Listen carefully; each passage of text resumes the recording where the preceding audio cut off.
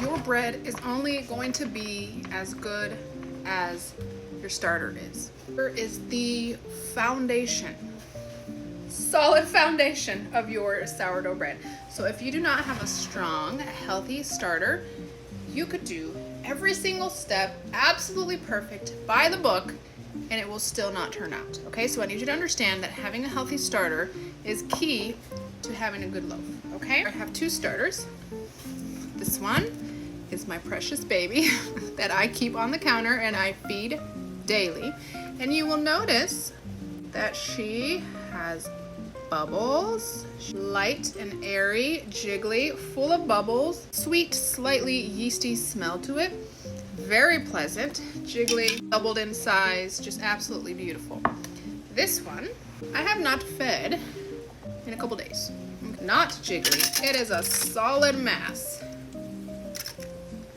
Smells a little bit like vinegar. So if I were to make bread with this, my bread would turn out light, airy, fluffy, and beautiful because look, she's light, airy, fluffy, and beautiful. If I were to make bread with this, it would turn out just like this.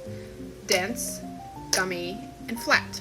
A healthy starter should double or triple in size, depending on how much you feed it, but somewhere around 4 to 7 hours, depending on the temperature and how much you feed it. But it should double with, or actually it should at least triple, if not quadruple within that time frame. Okay, if it doesn't, and it's a little acidic and it's imbalanced and it needs to be fed a little more before you use it, okay?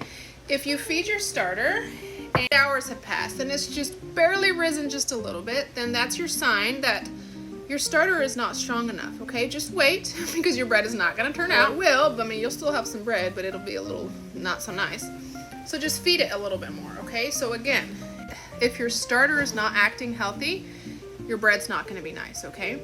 Yes, the other steps are important, specifically bulk fermentation, which we will do in the next part. That is very important, catching the bulk ferment right. But again, you could even catch bulk fermentation at the exact perfect moment using an unhealthy starter, and your bread will still not turn out because your starter is unhealthy. So pay extra attention to your starter.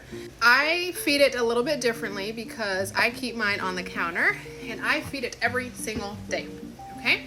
But that's just me, and I'm team tiny starter. I keep a little small starter. I have 5 little grams into my jar and I feed that 5 grams 20 grams of flour and water every single day, and it stays in this tiny itty bitty jar, okay, until I'm ready to use it, right? And I need to bulk up for a big batch.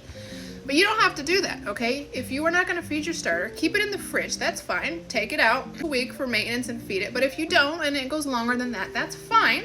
Just be aware that you are going to have to feed it.